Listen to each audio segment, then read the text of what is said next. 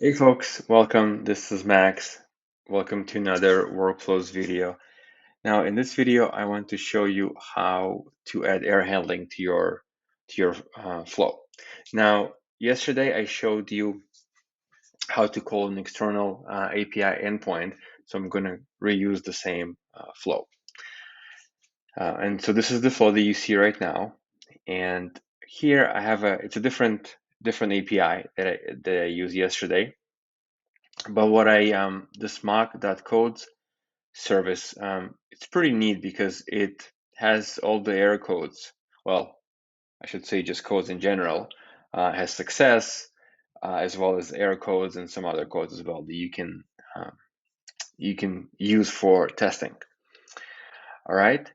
So if you click on it, actually, it will call the service and show you the response. So let's go here. So we have this one should be successful.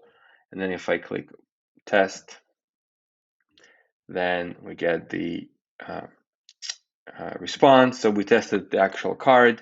We can also test the entire flow, which this is the response. All right. Now, so how do we set up error handling? So right here, there's a gear. So I believe every card will have a gear that you can click, and then one of the options will be error handling. And then there are a number of options. I'm not going to go through all of them today, but the one I did here is so retry. So we're not going to retry the flow, or after how many minutes. That's for another video. But what I'm saying here is that if there is an error, do this. And then there are a couple of options. I'm using the run another flow, but there are other options as stop the flow. I think this is the standard one. You can also return the value, maybe like a string. But this one, then you'll get this another input where you choose which flow to run. And now in my case, it's this one here. It's very, again, sort of straightforward. This is the input into the helper flow, and then we just send the message to Slack channel, right? That's all it does.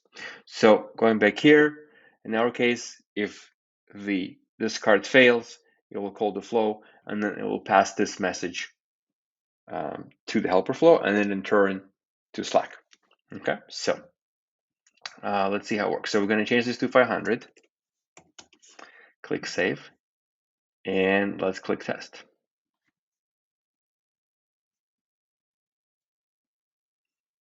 All right, and we got the error message, and then let's see in Slack. Yep, right here we get notified that something failed. So we now know that it works. Anyhow, that's all I wanted to show you. Again, this is how you set the error handling for your flow. I mean, there are other options that I'll go over in future videos. But as always, I hope this was helpful. Thank you for watching, and I'll see you next time.